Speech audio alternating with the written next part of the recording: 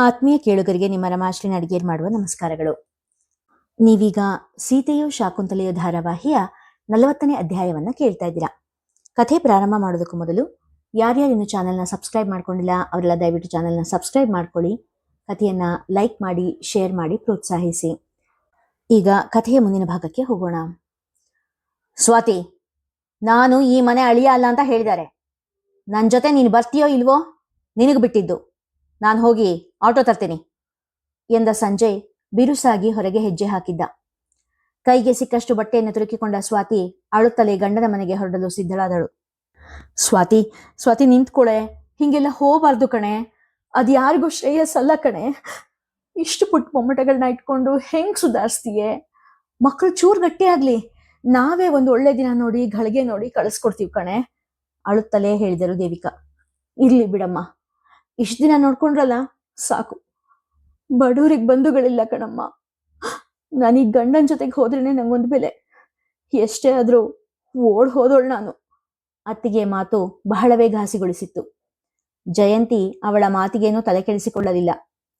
ಮನೆ ಮುಂದೆ ಆಟೋ ಬಂದು ನಿಂತಿತ್ತು. ಒಂದು ಮಗುವನ್ನು ಸಂಜು ಎತ್ತಿಕೊಂಡರೆ ಇನ್ನೊಂದು ಮಗುವನ್ನು ಸ್ವಾತಿ ಕರೆದುಕೊಂಡಳು. ಬ್ಯಾಗ್ ಆಟೋದಲ್ಲಿ ಇಟ್ಟ ಸಂಜಯ್ ಹಿಂದೆ ತಿರುಗಿ ನೋಡದೆ ಆಟೋ ಹತ್ತಿದ. ಸ್ವಾತಿ ಹಿಂಬಾಲಿಸಿದಳು. ಅಮ್ಮ, ನಿನ್ ಸೊಸೆ ಮೊಮ್ಮಕ್ಕಳು ಬಂದಿಯಾರೆ, ಆರತಿ ಮಾಡಿ ಒಳ ಕರ್ಕೋ, ಜೋರಾಗಿ ಕೂಗಿದ ಸಂಜಯ್. ವಿಜಯಮ್ಮನ ಬದಲು ಸಂಕೇತ್ ಹೊರಗೆ ಬಂದ. ಅಮ್ಮ ಮನೇಲಿಲ್ಲ ಅಣ್ಣ, ಮಹಿಳಾ ಸಂಘದವ್ರ ಜೊತೆ ಹಂಪಿ ಹೊಸಪೇಟೆ ಟ್ರಿಪ್ಪಿಗೆ ಹೋಗಿದ್ದಾಳೆ, 2 ದಿನ ಬಿಟ್ಟು ಬರ್ತಾಳೆ ಎಂದು ಹೇಳಿದವನ ನೋಟ ಅತ್ತಿಗೆ ಮತ್ತು ಮಕ್ಕಳ ಕಡೆ ಹರಿದಿತ್ತು. ಅಯ್ಯೋ, ಇದೇನು ಇವರು ಇಲ್ಲಿ ಹಿಂಗೆ?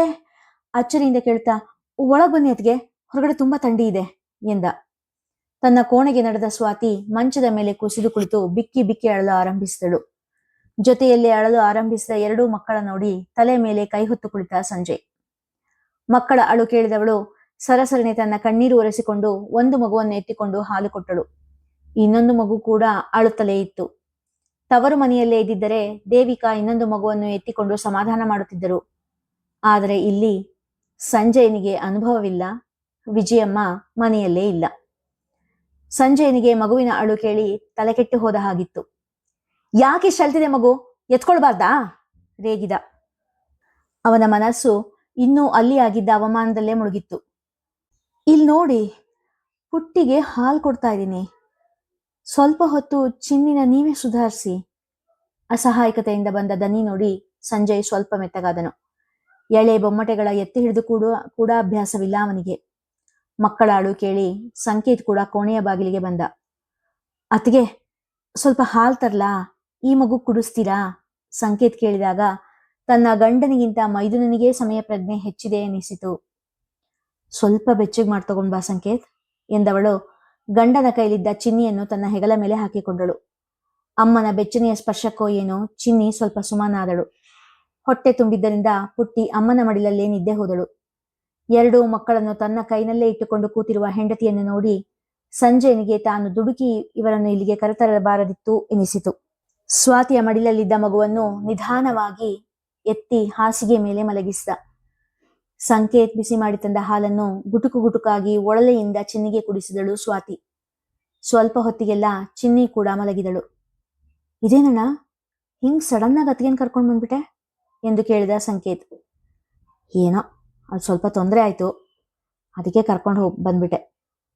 ಅದಿರ್ಲಿ, ಅಮ್ಮ ಎಲ್ಲಿಗೆ ಹೋದ್ಲು, ಯಾವಾಗ ಹೋದ್ಲು ಕೇಳಿದ ಸಂಜಯ್. ನೆನ್ನೆ ನೀನೇ 2,000 ಕೊಟ್ಟು ಮಹಿಳಾ ಸಂಘದವ್ರ ಜೊತೆ ಹೋಗ್ಬರೋಕ್ ಹೇಳಿದ್ಯಂತೆ, ಇವತ್ತು ಹೋಗಿದ್ದಾರೆ, ಬರೋದು ಇನ್ನು 2 ದಿನ ಬಿಟ್ಟು ಎಂದವನು ಕ್ಷಣ ಯೋಚನೆ ಮಾಡಿ, ಅಮ್ಮಂಗೆ ಫೋನ್ ಮಾಡಿ ವಾಪಸ್ ಬರೋದಕ್ಕೆ ಹೇಳಲಾ ಎಂದು ಕೇಳಿದ. ಹ್ಞೂ, ಮತ್ತೆ ಇಲ್ಲಿ 2 ಮಕ್ಕಳನ್ನ ಒಬ್ಳೆ ಸುಧಾರಿಸೋದಕ್ಕೆ ಆಗೋದಿಲ್ಲ ಎಂದ ಸಂಜಯ್ ನಿಟ್ಟುಸಿರು ಬಿಡುತ್ತಾ. ಅಣ್ಣ ತಮ್ಮಂದಿರ ಮಾತು ಕೇಳಿಸಿಕೊಂಡವಳಿಗೆ ದುಃಖ ಉಕ್ಕಿ ಬಂತು. ತಾಯಿಗೆ ಟ್ರಿಪ್ ಹೋಗಲು ಸಂಜಯ್ ದುಡ್ಡು ಕೊಟ್ಟ ಎನ್ನುವ ಮಾತು ಕೇಳಿ ಸ್ವಾತಿಗೆ ದುಃಖ ತಡೆಯದಾಯಿತು. ತಾನು ಅಣ್ಣನ ಮನೆಯಲ್ಲಿ ಪ್ರತಿ ಅಗಳು ತಿನ್ನುವಾಗಲೂ ಸಂಕೋಚದಿಂದ ಹಿಡಿಯಷ್ಟಾಗುತ್ತಿದ್ದರೆ ಇಲ್ಲಿ ಅತ್ತೆಯ ತಿರುಗಾಟಕ್ಕೆ ಮೂಜು ಮಸ್ತಿಗೆ ಎಂದು ಗಂಡ ದುಡ್ಡು ಖರ್ಚು ಮಾಡುತ್ತಿದ್ದುದನ್ನು ತಿಳಿದು ಸಂಜಯ್ನ ಕಡೆ ನೋಡಿ ತಾತ್ಸಾರದ ನಗೆ ಬೀಳ್ದಳು. ಅಮ್ಮ ಟ್ರಿಪ್ ಹೋಗೋದು ನಂಗೆ ಗೊತ್ತಿರಲಿಲ್ಲ, ಏನೋ ಖರ್ಚಿಗೆ ಬೇಕು ಅಂತ ಕೇಳಿದ್ಲು, ಅದಕ್ಕೆ ದುಡ್ಡು ಕೊಟ್ಟೆ, ಸಣ್ಣಗೆ ಹೇಳಿದ ಸಂಜಯ್. ನಾನು ಅದ್ರ ಬಗ್ಗೆ ಏನು ಕೇಳಲೇ ಇಲ್ಲ ಎಂದವಳು. ಸರಿ, ಮಕ್ಕಳು ಹೇಳೋಕೆ ಮುಂಚೆ ನಂಗೆ ಊಟಕ್ಕಾಗಬೇಕು, ಬೇಗ ಏನಾದರೂ ತಿನ್ನೋದಕ್ಕೆ ತಗೊಂಡು ಬನ್ನಿ, ಹಾಗೆ 2 ಮಕ್ಕಳನ್ನ ಮಲಗಿಸೋದಕ್ಕೆ ಜೋಲಿ ಕಟ್ರಿ ಎಂದಳು. ತನಗೆ ಅಗತ್ಯವಾಗಿರುವುದನ್ನು ಇನ್ನು ಮುಂದೆ ಯಾವುದೇ ಸಂಕೋಚ ಪಡದೆ ಹಕ್ಕಿನಿಂದ ಕೇಳಿ ಪಡೆದರೆ ಮಾತ್ರ ಇಲ್ಲಿ ಉಳಿಗಾಲ ಎಂಬುದನ್ನು ಅರಿತಿದ್ದಳು ಸ್ವಾತಿ. ಊಟಕ್ಕೆ ಮನೇಲಿ ಏನಿದೆ ನೋಡ್ತೀನಿ ಎನ್ನುತ್ತಾ ಅಡುಗೆ ಮನೆ ಕಡೆ ನಡೆದ. ಸುದೀಪನಿಗೆ ಮನೆಯಲ್ಲಿ ನಡೆದ ಎಲ್ಲ ರಾದ್ಧಾಂತದ ವರದಿ ಒಪ್ಪಿಸಿದಳು ಜಯಂತಿ. ಸುದೀಪ್ ತಾಯಿಯ ಕೋಣೆ ಕಡೆ ನಡೆದ. ದೇವಿಕಾ ಅಳುತ್ತಾ ಕುಳಿತಿದ್ದರು. ಇದೇನಮ್ಮ, ಆ ಸಂಜಯ್ ಮನೆಗೆ ಬಂದೋನು ಏನೇನೋ ರೇಗಾಡಿ ಸ್ವಾತಿನ ಮಕ್ಕಳನ್ನ ಕರ್ಕೊಂಡು ಹೋಗ್ಬಿಟ್ನಂತೆ ಎಂದು ಕೇಳಿದ. ಪಾಪ ಕಣೋ ಸ್ವಾತಿ, ಇನ್ನೂ ಮೈನಲ್ಲಿ ಶಕ್ತಿ ಕೂಡಿಲ್ಲ. ಅದ್ ಹೆಂಗ್ 2 ಮಕ್ಕಳು ನೋಡ್ಕೋತಾಳೋ ಏನೋ. ಅತ್ತೆ ಕೂಡ ತುಂಬಾ ಜೋರು. ಆ ಗಂಡನೋ 1 ಕಾಸು ಕೂಡ ಬಿಚ್ಚಿದ ಜಿಪ್ಣ. ಏನ್ ಮಾಡ್ತಾಳೋ ಹೆಂಗಿರ್ತಾಳೋ ಒಂದು ಗೊತ್ತಾಗ್ತಿಲ್ಲ. ತಾನೇ ಮಾಡ್ಕೊಂಡಿದ್ದು ತಾನೇ ಅನುಭವಿಸ್ತಾಳೆ ಬಿಡಿ. ಬಡತನಕ್ಕೆ ಅಷ್ಟೊಂದು ಸೊಕ್ಕಿರ್ಬಾರ್ದು. ಏನೇನ್ ಮಾತಾಡ್ದ ಅವಳ ಗಂಡ, ಒಂದಕ್ಕೂ ಅವಳು ವಿರೋಧ ಮಾಡ್ಲಿಲ್ಲ. ಅವನ್ ಬಾ ಅಂತ ಕರೆದ ಕೂಡ್ಲೆ ಹಿಂದೆ ಮುಂದೆ ಯೋಚನೆ ಮಾಡದೆ ಹೋಗೇ ಬಿಡದ. 2 ಮಕ್ಕಳನ್ನ ಹೇಗ್ ನೋಡ್ಕೋತೀನಿ ಅಂತ ಯೋಚನೆ ಮಾಡೋದ್ ಬೇಡವಾ ಎಂದಳು ಜಯಂತಿ ಕೈಬಾಯಿ ತಿರುಗಿಸುತ್ತ. ಅಲ್ಲ, ಆ ಸಂಜೆ ಬರೋ ಸಂಬಳದಲ್ಲಿ ಅದ್ ಹೆಂಗ್ ಸಂಸಾರ ಮಾಡ್ತಾಳೋ ಏನೋ. ಆ 2 ಮಕ್ಕಳನ್ನ ಹೇಗ್ ಸಾಕ್ತಾಳೋ ಏನೋ, ದೇವ್ರಿಗೆ ಗೊತ್ತು. ಕಷ್ಟ ಇದೆ ಅವಳ ಜೀವನ ಎಂದು ಹೇಳಿ ತನ್ನ ಮಗುವಿನ ಜೊತೆಗೆ ಕೋಣೆಗೆ ಹೋದಳು. ಅಮ್ಮ, ನೀನೇನು ಯೋಚನೆ ಮಾಡ್ಬೇಡ. ನಾಳೆ ನಾವಿಬ್ರು ಸ್ವಾತಿ ಮನೆಗೆ ಹೋಗಿ ಬರೋಣ. ಅವಳಿಗೆ ಇಲ್ಲಿ ಬರೋದಕ್ಕೆ ಮನಸ್ಸಿಲ್ದೇ ಇದ್ರೆ ಅಲ್ಲೇ ಎಲ್ಲ ವ್ಯವಸ್ಥೆ ಮಾಡ್ಕೊಡೋಣ ಎಂದು ಸಮಾಧಾನ ಮಾಡಿದ. ಬೇಡ ಕಣಪ್ಪ, ಬೇಡ. ಇದು ಅವಳಾಗೆ ಬರ್ಕೊಂಡಿರೋ ಹಣೆ ಬರ. ಮದುವೆ ಆಗಿ ಹೋಗ್ಬೇಕಾದ್ರೇನೆ ಇದನ್ನೆಲ್ಲ ಅವಳು ಯೋಚನೆ ಮಾಡಬೇಕಿತ್ತು. ಈಗ ಅವಳು ಪಡ್ಕೊಂಬಂದಿರೋದು ಇಷ್ಟೇ ಅಂತ ಅನ್ಕೊಂಡು ಅನುಸರಿಸ್ಕೊಂಡು ಹೋಗ್ಲೇಬೇಕು ಅಷ್ಟೆ ಎಂದರು ನಿಟ್ಟುಸಿರು ಬಿಡುತ್ತಾ. ಸ್ವಾತಿ, ಬೆಳಿಗ್ಗೆ ಮಾಡಿದ ಅನ್ನ ಸಾರು ಇದೆ, ಅದನ್ನೇ ಕಲ್ಸ್ಕೊಂಬಂದಿದ್ದೀನಿ, ತಗೋ ಊಟ ಮಾಡು ಎಂದ ಸಂಜಯ್. ಏನ್ರಿ, ನಂಗೆ ಇನ್ನು ಈಗ ತಾನೇ 3 ತಿಂಗಳು ತುಂಬ್ತಾ ಇದೆ. ಹಸಿ ಬಾಣಂತಿ ನಾನು. ಈಗ ನಾನು ಆರಿದ ಅನ್ನ ತಿಂದ್ರೆ ಮಕ್ಳಿಗೆ ಶೀತ ಆಗುತ್ತಷ್ಟೆ. ಬೇಗ ಬಿಸಿ ಬಿಸಿಯಾಗಿ ಅನ್ನ ಮಾಡಿ, ಮತ್ತೆ ಹೀಗೆಲ್ಲ ಒಣ ಅನ್ನ ಮಾಡಬೇಡಿ, ಮೆತ್ತಗ್ ಮಾಡಿ, ಇಲ್ಲಾಂದ್ರೆ ಜೀರ್ಣ ಆಗಲ್ಲ. ಮತ್ತೆ ಅನ್ನ ಕಲ್ಸ್ಬೇಕಾದ್ರೆ ಚೆನ್ನಾಗಿ 2 ಸ್ಪೂನ್ ತುಪ್ಪ ಹಾಕಿ ಎಂದಳು ಸ್ವಾತಿ. ಸಂಜಯನಿಗೆ ಅಡಿಗೆ ಮಾಡಿ ರೂಢಿ ಇಲ್ಲದೆ ಇದ್ದರೂ ಸ್ವಾತಿಯನ್ನೇ ಕೇಳಿ ಕೇಳಿ ಅನ್ನಕ್ಕಿಟ್ಟ.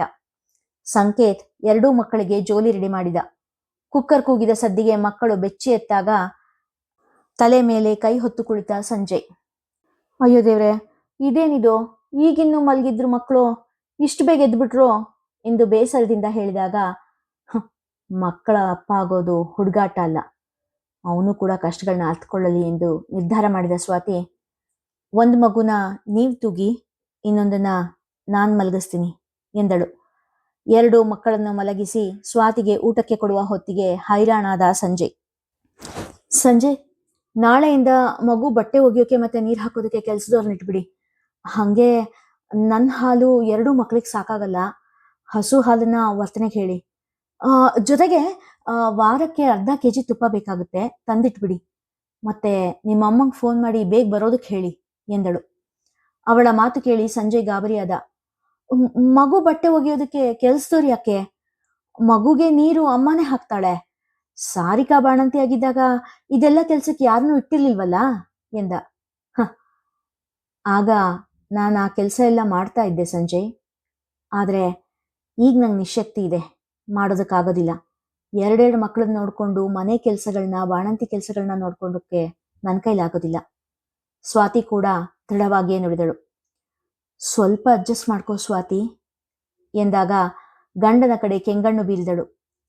ತನ್ನ ಖರ್ಚಿಗೆ 1 ರೂಪಾಯಿಯನ್ನು ಕೂಡ ಕೊಡದ ಗಂಡ 2,000 ಕೊಟ್ಟು ಅತ್ತೆಯನ್ನು ಪ್ರವಾಸಕ್ಕೆ ಕಳಿಸಿದ್ದು ಸ್ವಾತಿಯನ್ನು ರೊಚ್ಚಿಗೆ ಎಬ್ಬಿಸಿತ್ತು. ಇನ್ನು ಯಾವುದೇ ಕಾರಣಕ್ಕೂ ತಾನು ತಗ್ಗಬಾರದು ಎಂದು ದೃಢವಾಗಿ ನಿಶ್ಚಯಿಸಿದ್ದಳು. ನಾನ್ ಟ್ರಿಪ್ ಬಂದಿರೋದೇ ಅಪರೂಪ, ನಿಂಗೆ ಯಾರು ಅವ್ರನ್ನ ಮನೆ ಕರ್ಕೊಂಡ್ ಬರೋಕ್ ಹೇಳಿದ್ದು? ಅದಕ್ಕೆ ಪ್ರಸಂಗ ಮಾಡ್ಕೊಂಡು ಕರ್ಕೊಂಡ್ ಬಂದಿದ್ಯಾ, ಈಗ ನೀನೇ ಅನ್ಭವ್ಸು. ನಾನ್ 2 ದಿನ ಬಿಟ್ಟೆ ಬರೋದು. ಫೋನ್ ಮಾಡಿದಾಗ ಕಡ್ಡಿ ಮುರಿದಂತೆ ಹೇಳಿದರು ವಿಜಯಮ್ಮ. ಸಹಾಯಕ್ಕೆಂದು ಕರೆದರೆ ಸಾರಿಕಾ ಕೂಡ ಅತ್ತೆಗೆ ಹುಷಾರಿಲ್ಲ ಎಂಬ ನೆಪ ಹೇಳಿ ಕೈ ಕೊಟ್ಟಳು. ಸಂಜಯನಿಗೆ ತಾನು ದುಡುಕಿದ್ದು ಚೆನ್ನಾಗಿಯೇ ಅರ್ಥವಾಗಿತ್ತು. ಆದರೆ ಕಾಲ ಮಿಂಚಿ ಹೋಗಿತ್ತು. ಇಲ್ಲಿಗೆ ಇಂದಿನ ಸಂಚಿಕೆ ಮುಗಿಯಿತು. ಮುಂದಿನ ಕಥೆ ಮುಂದಿನ ಸಂಚಿಕೆಯಲ್ಲಿ. ಕಥೆ ಇಷ್ಟವಾಗಿದ್ರೆ ಹೆಚ್ಚು ಹೆಚ್ಚು ಜನರಿಗೆ ಶೇರ್ ಮಾಡಿ, ಕಥೆಯನ್ನ ಲೈಕ್ ಮಾಡಿ, ಹಾಗೆ ಕಾಮೆಂಟ್ ಸೆಕ್ಷನ್ ಅಲ್ಲಿ ನಿಮ್ಮ ಅಭಿಪ್ರಾಯ ತಿಳಿಸಿ ಪ್ರೋತ್ಸಾಹಿಸಿ. ನೀವು ಹೆಚ್ಚು ಹೆಚ್ಚು ಲೈಕ್ ಕೊಟ್ಟಷ್ಟು ಈ ಕಥೆ ಹೆಚ್ಚು ಹೆಚ್ಚು ಜನರಿಗೆ ತಲುಪುತ್ತೆ. ದಯವಿಟ್ಟು ಕಥೆಯನ್ನ ಲೈಕ್ ಮಾಡಿ. ಧನ್ಯವಾದಗಳು.